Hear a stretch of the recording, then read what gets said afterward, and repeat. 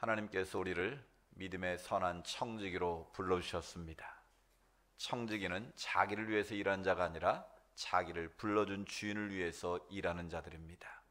올 한 해 동안 우리 모든 가족들이 하나님의 선한 청지기로서 맡겨진 사명을 잘 감당하는 가운데 주님께 영광 돌리고 또 여러분의 삶이 하나님의 주신 복을 누리는 그런 은혜가 있기를 주의 이름으로 축복합니다. 오늘은 첫 번째로 시간의 청지기가 되자라는 말씀으로 은혜를 나눕니다. 어느 날 어떤 사람이 이상한 전화를 받았습니다. 이 전화는 은행에서 걸려온 전화였는데 당신 앞으로 지금 1,440만 원이 입금됐습니다. 그 돈을 오늘 당신이 쓰고 싶은데 가급적이면 유익하고 좋은 일에 쓰면 좋겠습니다. 단 조건은 오늘 내로 쓰지 않으면 그 돈은 다시 회수가 됩니다. 이 전화를 받고 어리둥절했습니다. 그래서 이 돈을 써야 되는 거야 말아야 되는 거냐 고민하다가 그만 하루가 지나고 말았어요. 근데 그 다음날 아침에 또 전화가 걸려왔습니다. 오늘 당신 계좌로 1,440만 원이 또 입금됐습니다. 어제 돈은 쓰지 않았기 때문에 그 돈은 회수가 되었습니다. 오늘 그 돈을 유익한 일에 쓰시기 바랍니다. 그래서 이 사람이 그래 내 통장으로 들어왔는데 써야지, 안 쓰면 나만 바보지. 그래서 은행에 가서 1,440만 원을 찾아서 열심히 썼습니다. 근데 그 다음날 또 전화가 왔어요. 오늘도 역시 당신의 계좌에 1,440만 원이 입금되었습니다. 오늘도 그 돈을 마음껏 쓰시면 됩니다. 쓰지 않으면 다시 회수가 됩니다. 그래서 또 얼른 가서 돈을 찾아 쓰기 시작했어요. 그 생활이 계속 반복되기 시작했습니다. 이거 불로소득이니까 적당히 마음대로 먹고 마시고 즐기는 일에 쓰기 시작을 했어요. 그런데 어느 날 갑자기 불현듯 이런 마음이 들었습니다. 이 돈이 더 이상 입금되지 않으면 어떡하지? 또 만약 이 돈을 나에게 준 사람이 그 돈을 나에게 어떻게 썼냐고 물어보면 뭐라고 대답하지? 이런 갑자기 두려운 마음이 생겼습니다. 이건 하나의 예를 들어 말씀드린 건데요. 여러분의 은행 계좌는 바로 인생을 의미하는 거고요. 전화를 걸어서 여러분에게 돈을 넣어준 사람은 바로 하나님 아버지십니다.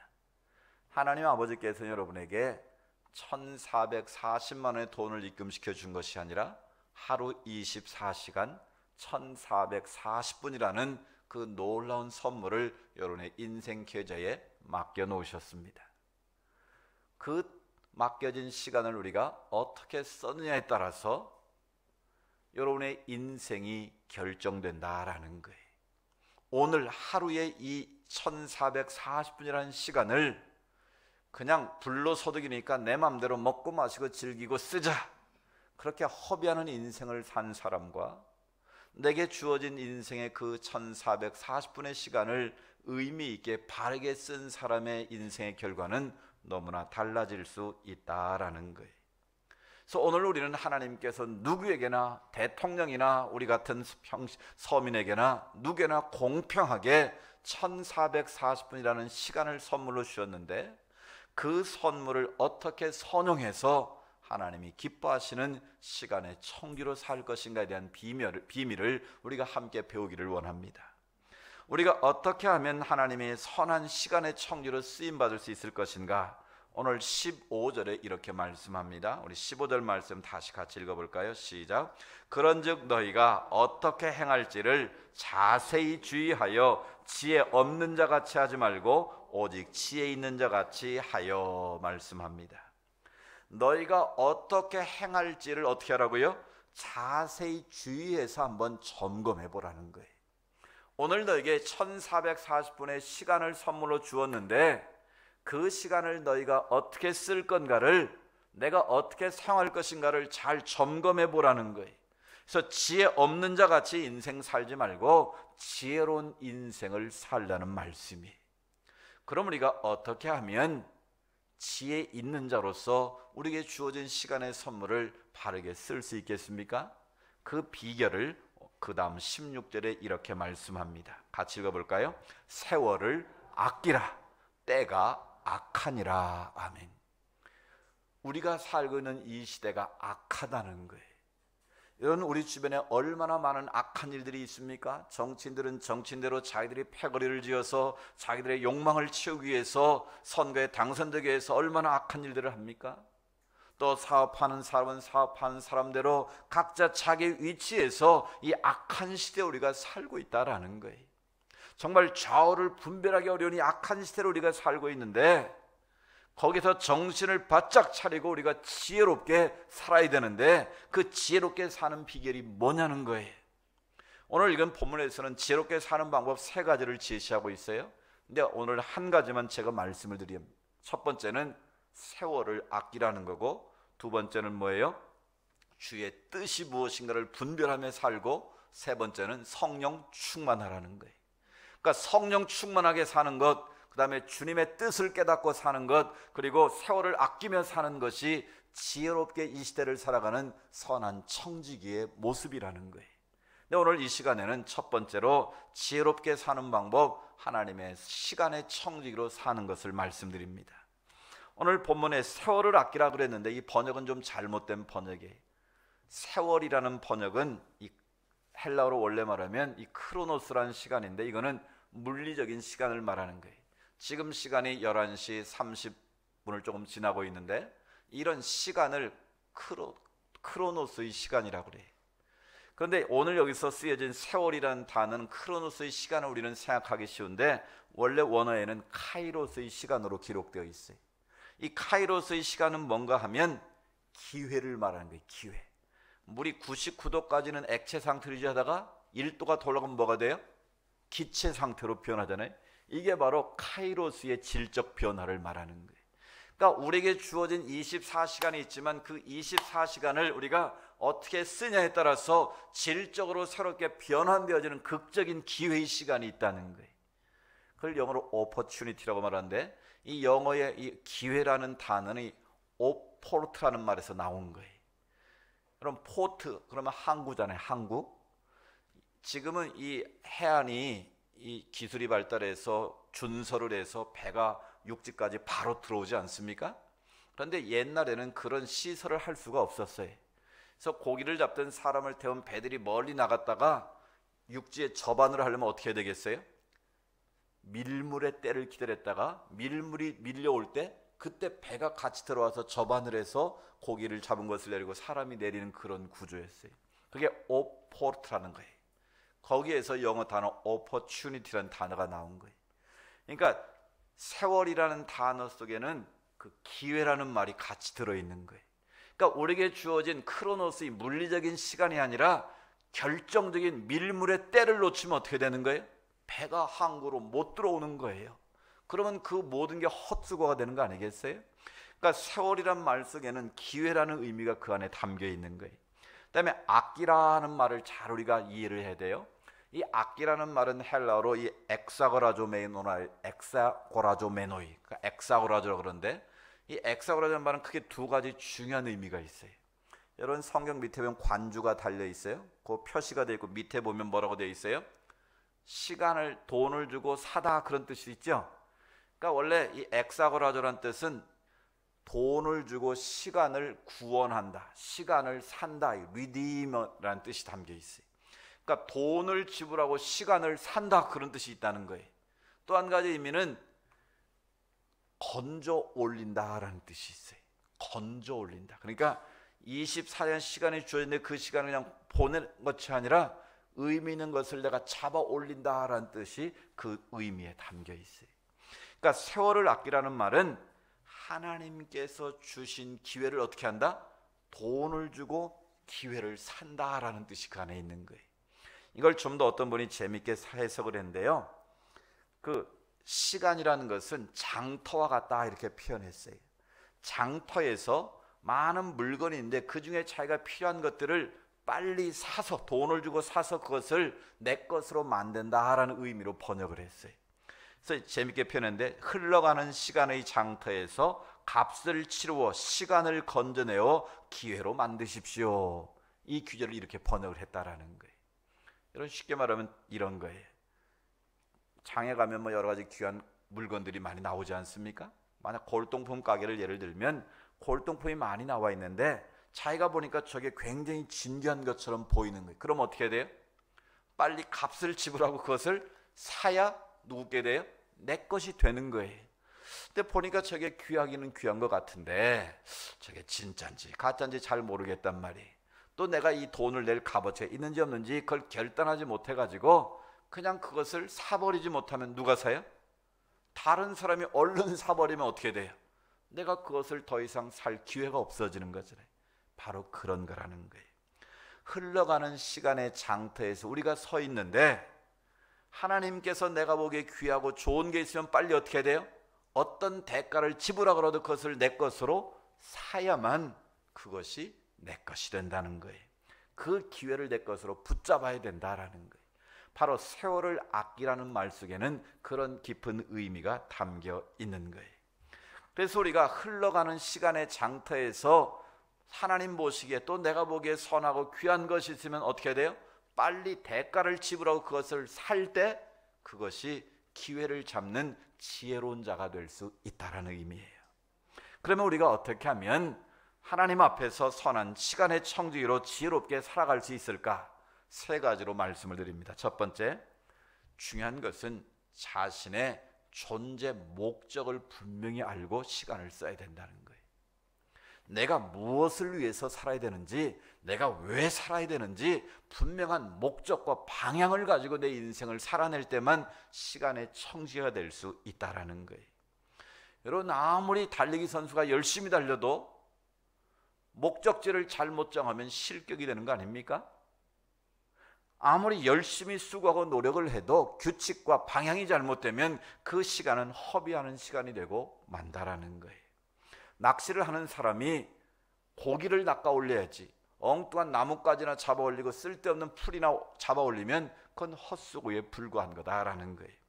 마찬가지로 우리가 인생을 삶에 있어서 무엇을 낚아 올리느냐, 무엇을 위해서 돈을 지불하고 사느냐에 따라서 그 인생이 결정될 수 있다는 거예요. 그러려면 무엇보다도 중요한 것은 내가 왜 이 일을 하는지, 내가 왜 이 사업을 하고 왜 이 직장을 하고 왜 공부를 하는지 분명한 목적이 있어야 된다는 거예요.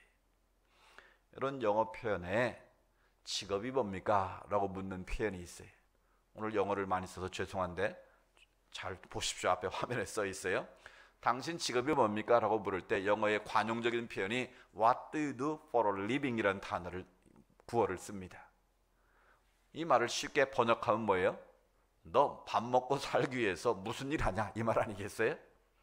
그러니까 굉장히 실제적인 표현이기는 한데 여러분, 이렇게 직장생활 하면 불쌍한 거 아니겠어요? 똑같은 일을 해도 먹고 살기 위해서, 생존을 위해서 할 수 없이 하는 일이라면 그 인생은 불쌍할 수밖에 없는 거예요. 그래서 이 질문을 이렇게 살짝 바꿔보면 어떻겠느냐라는 거예요. 너 직업이 뭐냐? 이거 물을 때 먹고 살기 위해서 무슨 일 하냐? 이렇게 묻지 말고 What do you do to help others?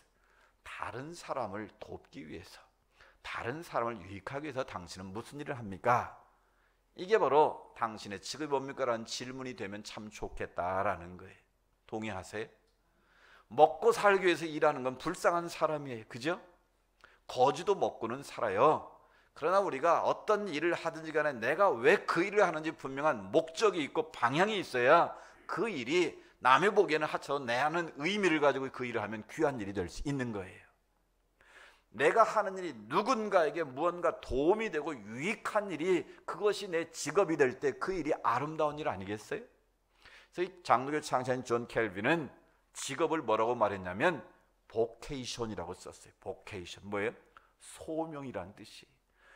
설교를 하는 목사만 소명을 받은 것이 아니라 일터로 부름받은 모든 그리스도인은 다 보케이션, 성직자라는 거예요. 다 성직이라는 거예요. 그러니까 여러분이 주부로 일하든 직장에서 일하든 사업으로 일하든 무슨 일을 하든지 간에 여러분이 하고 있는 그 일이 다 뭐다? 성직이라는 분명한 의식이 있어야 된다는 거예요. 그게 바로 당신 직업이 뭡니까? 물었을 때 먹고 살기 위해서 무슨 일 합니까? 이렇게 묻는 거와 똑같다는 거예요. 그러나 내가 하나님의 영광을 위해서, 하나님의 나라를 위해서 나는 이 일을 하고 있으라고 말할 수 있다면 그것은 다 뭐다? 성직이라는 거예요. 주의 종이 목회라는 것과 똑같은 아름답고 귀한 일이 될 수 있다라는 거예요.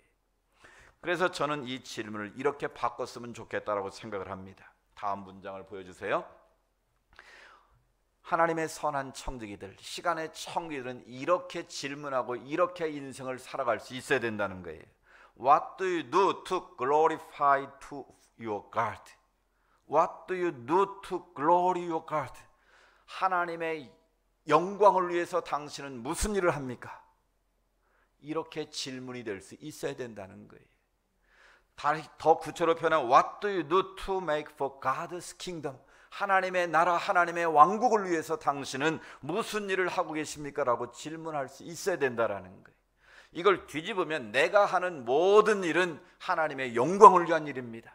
내가 하는 지금 이 일은 하나님의 나라를 이 땅에 이루어가는 일입니다라는 그런 긍지와 자부심이 있어야 된다는 거예요.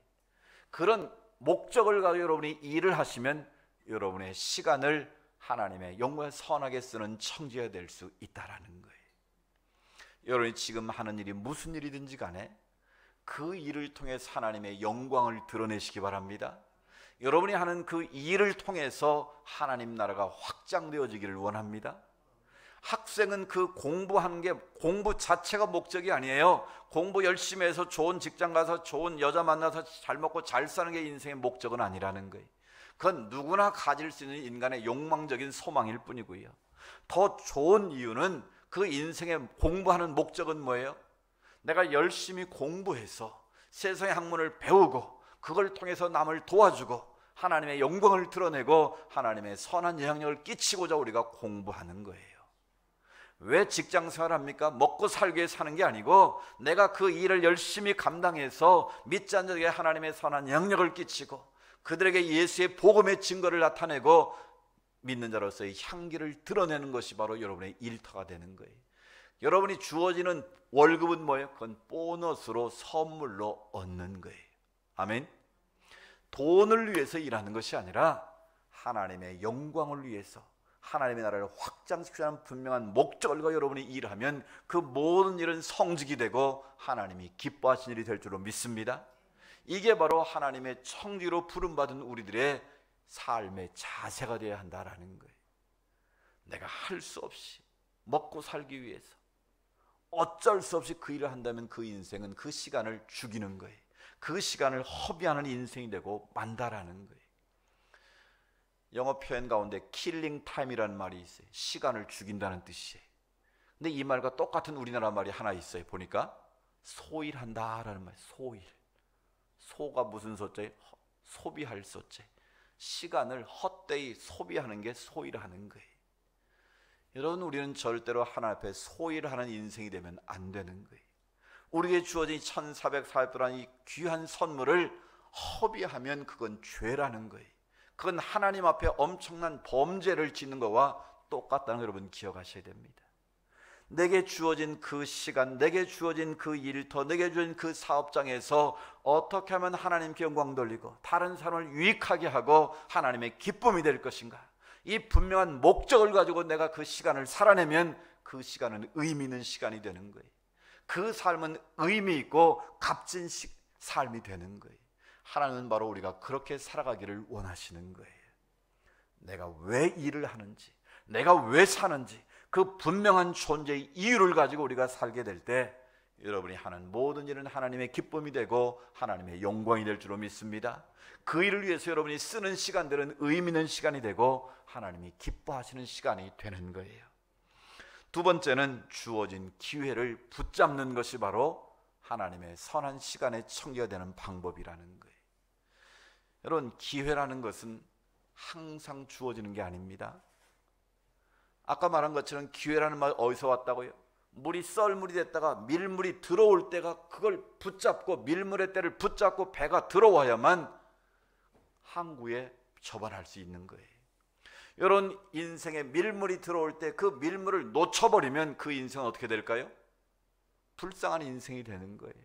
때로는 자기 인생을 허비하는 소일거리로 인생을 사는 그런 불행한 인생이 될 수도 있다라는 거예요. 그래서 여러분에게 주어진 그 기회를 소비하지 말고 붙잡아야 된다라는 거예요. 그런 임마누엘 칸트라는 유명한 철학자 아시죠? 이 사람이 여자와 교제를 했는데 그 여자가 괜찮은 사람 같아 보이니까 청혼을 했습니다. 근데 그 청혼을 받은 칸트가 고민이 생겼어요. 이거 즉각 대답을 하자니 좀 뭔가 문제가 있는가. 그래서 이렇게 말했습니다. 내가 좀 사색을 하고 공부를 좀 한 다음에 답을 좀 알려주겠어. 그리고 이제 도서관에 들어가서 공부를 하기 시작했습니다. 결혼이 뭔지, 결혼을 하면 이게 인생에 유익한지, 도움이 되는지 안 되는지 다른 사람들 예를 들어가면서 연구를 오랫동안 했습니다. 그래서 내린 결론이, 그래, 결혼은 해야겠다. 이 여자와 내가 결혼해야지. 마음의 결단을 하고 나와서 장인어른 될 사람을 찾아갔습니다. 장인어른, 내가 도서관에 가서 공부를 해본 결과 결혼을 하는 게 좋을 것 같습니다. 당신 딸과 결혼하겠습니다. 청혼을 받아주십시오. 그랬더니 장인어른이 하시는 말씀이, 자네 안타깝네만 내 딸은 이미 시집가서 애를 둘이나 낳았다네. 여러분, 연구하는 시간에 그 여자가 자기를 기다려줍니까? 벌써 가버렸지요. 기회를 놓친 것이죠. 아무리 귀한 것이라도 내게 주어질 때 그 기회를 붙잡아야만 그 기회가 나의 것이 되는 거예요. 그래서 그 그리스에 가면 동사 하나 있는데, 이 동사를 써 있는데 앞은 대머리고 뒤는 뭐예요? 머리가 없다는 거예요. 기회는 왔을 때, 거꾸로 말해요. 앞은 머리가 있고 뒤는 머리가 없다는 거예요.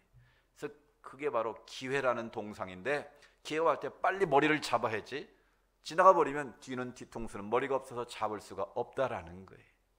여러분, 인생의 기회는 아무 때나 오는 게 아닙니다. 결정적인 카이로스의 시간이 분명히 있다는 거예요. 여러분, 지금 인생을 돌아보면 그때 내가 그 기회를 잡았어야 되는데 못 잡아서 후회하시는 분들도 계실 거예요. 그때 내가 그 미스 리를 잡았어야 돼, 미스 최를 잡아가지고 지금 이런 후회하시는 분이 있어요. 그런 후회는 하지 마시고, 내 인생 결정적인 때를 놓쳐서 내가 후회하는 경우는 분명히 있을 거예요. 근데 중요한 것은 하나님이 여러분의 인생 가운데 또 다른 기회를 주신다는 거예요. 카이로스의 결정적인 시간을 주셨을 때 그 기회를 붙잡는 여러분 되기를 원합니다. 흘러간 물과 지나간 시간은 되돌릴 수 없다라는 말이 있습니다. 내게 기회를 주셨을 때 하나님이 주신 그 기회를 붙잡아야지, 그 기회를 놓치면 다시 기회가 오지 않을 수 있다는 거예요. 하나님 여러분에게 청지로서의 직분을 주셨어요. 안수자 권사의 직분을 주셨어요. 아무 때나 아무렇게나 주는 거 아니지 않습니까? 그 기회를 붙잡을 때 그 기회가 나의 것이 되고 그것이 하나님의 기쁨이 되고 하나님의 영광이 될 수 있다는 거예요. 학생은 공부할 수 있는 기회를 하나님이 주셨고, 직장인은 직장에서 일할 수 있는 기회를, 사업하는 사람은 사업할 수 있는 기회를 주신 거예요. 그 기회를 꽉 잡고 바르게 선용할 때 그것을 통해 하나님의 영광이 드러날 줄로 믿습니다. 여러분의 주어진 기회를 잘 선용하셔서 하나님이 기뻐하시는 삶으로 이어지기를 축복합니다. 세 번째는 부지런함과 성실함으로 일해야 합니다. 지혜로운 시간의 청지기는 부지런합니다. 그리고 성실합니다. 어떤 청지기도 성실하지 못하면, 부지런하지 못하면 인정받을 수가 없습니다. 여러분, 직장생활 하시면 잘 아시잖아요. 여러분이 상사 입장에서 부하가 성실하지 못하고 게으르면 누구라도 그 사람을 자기 부하로 쓰고 싶지 않을 거예요. 하나님도 마찬가지입니다. 우리가 하나님의 일을 함에 있어서 부지런함과 성실함으로 주님을 섬겨야지, 적당히 게으르게 하면 그 자체가 죄예요. 여러분, 게으름이 죄라는 것 여러분 아십니까? 내가 게으름을 피우면 나 때문에 누군가가 뭘 봐요? 피해를 보는 거예요. 여러분, 가정에서도 마찬가지예요. 가장이 게으름을 피우면 어떻게 됩니까? 다른 가족들이 불편한 거예요. 힘들어지는 거예요. 그래서 게으름이 바로 죄가 되는 거예요. 따라서 하나님은 우리 모두가 부지런함과 성실함으로 우리의 주어진 시간을 선용하기를 원하시는 거예요. 여러분, 러시아의 대문호 도스토옙스키가 있지 않습니까? 이 죄와 벌이라는 아주 유명한 작품을 쓰기 전에 이런 일이 있었습니다. 이 도스토옙스키가 내란 선동 혐의로 체포가 돼서 사형을 선고받았어요. 그래서 사형을 집행하는 날 사형 집행장에 서 있는데, 도스토옙스키가 그냥 죽기는 억울하잖아요.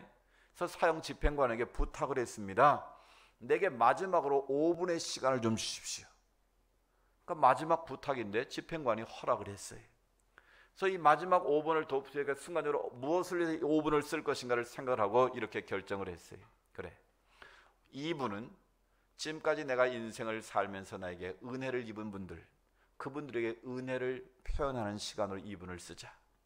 그리고 2분은 자기가 지금 28살의 나이인데 28년 동안 내가 살아온 인생을 정리해야겠다. 그래서 인생을 정리하는 데 쓰고, 나머지 1분은 하나님 주신 이 자연을 마음껏 바라보고 죽자. 이렇게 결단을 하고 그 시간을 얻었습니다. 그래서 마지막 이제 사형을 집행하는 그 순간에 말소리가 들면서 한 사람이 왔어요. 황제의 칙령입니다. 도수에서를 사형 집행 정지라는 이 칙서를 들고 왔습니다. 그래서 죽기 직전에 그가 살아나게 된 거예요. 그 순간부터 이 도스토옙스키의 마음속에는, 그래, 내 인생은 언제나 5분밖에 남지 않았다. 나는 언제나 죽기 직전에, 그 사형 집행 직전에 5분의 인생의 마음으로 내가 성실하게 살아야겠다. 그래서 자기의 주어진 시간을 허비하지 않고 열심히 노력을 해서 죄와 벌과 같은 그런 대작품을 쓸 수 있었다는 거예요. 여러분의 인생의 시간이 그리 많이 남지 않았다는 걸 여러분 기억하십시오. 100세 시대라고 말하지만 다 100살 사는 것 아니더라고요. 젊어도 죽고요. 제가 지난주 말했죠. 그 30대 후반에 그 천도양양한 그 의사가 제가 주려 했는데, 그 아산병원에 마취과 의사인데 심장마비로 아침에 보니까 죽어 있는 거예요. 그게 우리 인생인 거예요. 그러니까 우리에게 주어진 시간을 성실하게 우리가 살아내지 않으면 주님 앞에 서는 순간 우리가 후회할 수 있다는 거예요. 우리가 꼭 기억해야 될 것은 바로 이 하나님의 말씀을 우리가 들어야 됩니다. 누가복음 12장 20절 말씀을 한번 띄워보십시오. 어리석은 부자에게 주님께서 던지신 마지막 질문이, 같이 한번 읽어볼까요? 하나님은 이르시되 어리석은 자여, 오늘 밤에 내 영혼을 도로 찾으리니 그러면 내 준비한 것이 누구의 것이 되겠느냐. 우리 하나님께서 우리에게 마지막 던지시는 질문이 될 수 있어요. 어리석은 부자처럼 하나님께서 그에게 시간과 물질을 주셨는데 그것을 하나님의 영광에서 아름답게 쓰지 못하고, 자 이제 내가 많이 거뒀으니 창고 짓고 거둬놓고 내가 먹고 마시고 즐겨보자, 그런 인생의 잘못된 목적을 가지고 살면 주님께서 이렇게 질문할 수 있다는 거예요. 이 어리석은 바보 같은 놈아, 오늘 밤에 네 생명 거둬가면 이 쌓아놓은 것이 누구 것이 되겠느냐. 이 질문은 어리석은 부자에게 던지는 질문이 아니라 오늘 저와 여러분의 던지는 하나님의 질문이라는 것을 기억하십시오. 그렇습니다.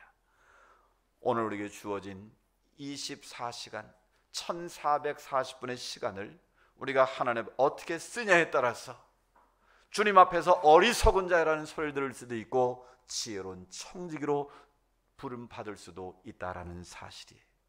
사랑하는 여러분, 여러분은 하나님이 공평해 주어진 시간을 어떻게 지금 쓰고 있습니까? 하나님의 선한 청지로 약한 시대에 선하게 그 시간을 쓰고 있습니까? 아니면 킬링 타임 시간을 소비하고 있지는 않습니까? 자, 오늘 주시는 그 말씀을 통해서 여러분이 내가 왜 일을 하는지, 내가 왜 인생을 사는지 하나님 앞에서 바른 목적과 방향을 정하시기를 바랍니다. 여러분에게 주어진 기회를 놓치지 마시고 단단히 붙잡으시기 바랍니다.